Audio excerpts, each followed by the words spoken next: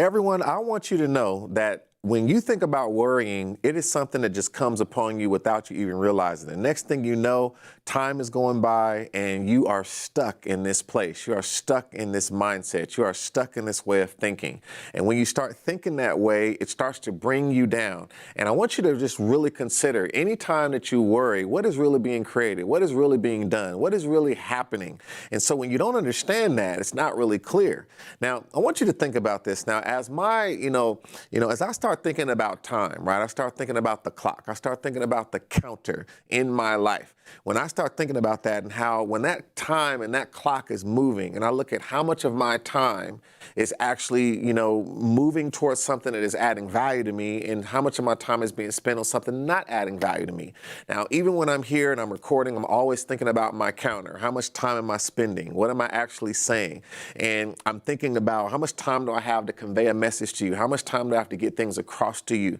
And when I think about time, I'm always, considering the fact, is this time productive for me? Is this time not productive for me? Is this something that is going to actually allow me to generate value? Is it going to something that's going to cause me detriment and pain?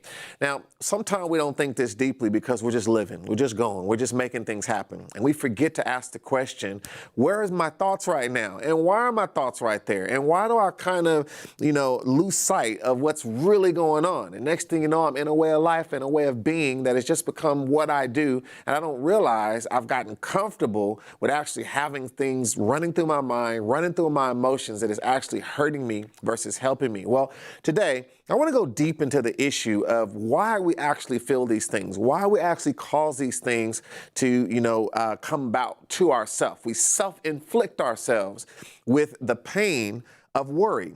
Now, when you consider worry, I want you to keep something in mind. Let's go to my whiteboard for a minute. When we think about worry, I want you to really consider something for a minute, is that when we think about this word worry, right, we're really having, an emotion, right? Really an emotion about an expected future outcome that is unfavorable, right? So a lot of times the worry is being driven by this expectation, right, that this future outcome will be unfavorable. So expecting it to be unfavorable. And it all starts from that emotion. Now, what's so powerful about this is that we understand everything begins with a thought, right? And that thought, begins to generate the worry, right? So we have to realize that there is a generation, right? We generate that worry from a thought. Now, when we consider worry and how worry works, I want you just to understand for a minute that the whole issue of why worrying is so detrimental, why worrying is so, such a thing that you can't ignore, is because there's actually something coming out, right? When you begin to worry, there's actually something coming out of here, right? And what that is energy. Now, I want you to keep in mind that everything we do, we're driven by energy, right? There's energy we have to make an effort toward getting something done. There's energy to grow a business. There's energy to build a relationship. There's energy to, work on achieving any goal in life, any goal in your career, any goal in your business. And you only have so much energy that you can use throughout any particular day to attack any particular problem. Now, when you consider that there's only so much energy you have, that is where this all begins, is to understand that there is a capacity and a contained measure of energy that we all have. And so that means it is not an unlimited resource, right? So when we think about the fact that this is not an unlimited resource, let's think about an individual for a minute. We take this individual here and we have someone here, and let's just say, as we're sitting here, we think about that there is a certain amount, right? So we all have, let's call this the energy meter, right? And we might have a situation. I'm going to have a little fun here and get me a different type of brush here. And we might have this meter where it feels kind of full, right? And let's darken this a little bit. So we got a full energy meter, okay? And the thing about it is when that energy meter is full, we almost can accomplish whatever we want. Now, we got to have the knowledge, the skills, and abilities, but again, it takes energy even to learn. It takes energy to grow. It takes energy. There's nothing that doesn't require energy. That's why the sun is so important. Even when we look at a plant, a tree, there's got to be a source of energy that's giving something the ability to grow, something the ability to expand. So when you consider that all of us have a container, right? So think about it. This container, well, let me change my pen here. This container here, it is actually a limit, right? So we don't have limitless energy. There's a limit to the energy we have. So I don't care who you are, you have a limit to your energy. You have a limit to what you can continually contain or give out to support whatever, right? You've only got so much of you to give. So when you realize that and you understand the value of yourself, the value of your energy, right? So this is not something that we measure in money, right? We actually understand that time is actually more valuable than money. So we know that time, right, is really equal to life itself because life is measured in increments of time. That's why we measure birthdays, right? And another year of time went by. That denotes that my life has extended another year. My life has continued into another, frontier. There's more that has been, every year there's something that we're acknowledging is behind us, how many years we've lived, right? So when you think about that, life, because it's measured in time, then we understand that when we look at this limit in this container as it relates to both time and how we feel.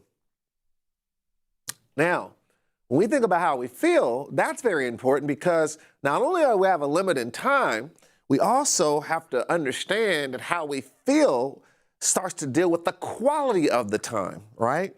So how we feel is dealing with the quality of the time we have. So I can have a lot of time to do something, but if I don't feel good, then the quality of the time is greatly reduced, right? Because I don't feel good, right? So when I look at this energy meter, I feel like it is a measurement of both of these, right? Time and feel. And we only have so much of this time, right? Plus the feelings that how we feel in that time. And all of this makes up the energy we have. So we got time and that's how we feel in that time. And we use that as energy to do whatever. So I've got the time, and if I'm not feeling good, that's the type of energy I have right now. I got time and I got the energy, and then I use that energy. And sometimes I got to do something why I don't feel good, right? Sometimes I have to do something why I do feel good. And so we can have that energy source there, and that energy can either be a positive or a negative energy depending on how I'm feeling. Now, here's the key. So now that we know how valuable this energy is, we know how valuable this energy is. What I want you to understand is that when we actually begin, let's look at this again. When we actually then begin to consider this, and we find out, let's go back here to our fun pen, and we actually start to see, we start to get where our energy looks like this. All right, we're kind of down here at this low area. And so essentially, we're starting to recognize that here we've become to a point where we're at low energy. Now, here's the key though. The thing that depleted this energy, right, is what we've been talking about, our pattern of worry. So this pattern of worry, it just depletes this energy. And you can get to the point where there's just low energy, right? Because you've been worrying. Now, here's the thing though. When you think about the fact that worry will begin to lower your energy, here's the thing that's so bad about it, is that this energy that was spent, right, and depleted out because of worry, right? This is actually a negative, right, on your energy. It depletes it. So think about the fact that if you're going to use your energy, right, what you want to do is we want to find ways in which when we have our levels of energy, right, same thing again, we got our levels of energy. If I'm going to reduce energy, right, and I'm turning this red because the energy is negative, but let's go green now. And let's look at this as, let's say now I got some energy left over, but it's green because it was a positive use of the energy. And I want you to consider what I did in this case is I took the same energy, but I invested in finding a solution or opportunity to overcome my worry. Now, this is big. Now, I want you to notice here, both of these used energy. Both of these use energy. One used energy and depleted down to nothing. It's red, it's negative, and you're left with a feeling of hopelessness, helplessness, and not able to really move forward, not able to accomplish anything, not able to do anything. You're sitting and you're thinking and depleting yourself of all the energy you have. You're using your time to feel negative about things, and you're letting all this energy go out so that you don't even have energy left to do something productive. Now, whatever situation came about is the reason I'm using energy at all. But on the right side, I've decided that I'm going to actually use the energy to find a solution, right? To find an opportunity, to find a way to deal with whatever has come up. Now, all too often, we don't do this. So our energy turns red and it starts to deplete. But when we keep that energy green and we stay positive, we stay forward thinking, we start thinking about what we're going to do about it, how we're going to make it better, how we can actually overcome the situation. And the same energy you would spend sitting up worrying all day, sitting up worrying all night, getting you a bucket of ice cream and looking at some repeats on TV and eating some chocolate and just saying, forget it all, right?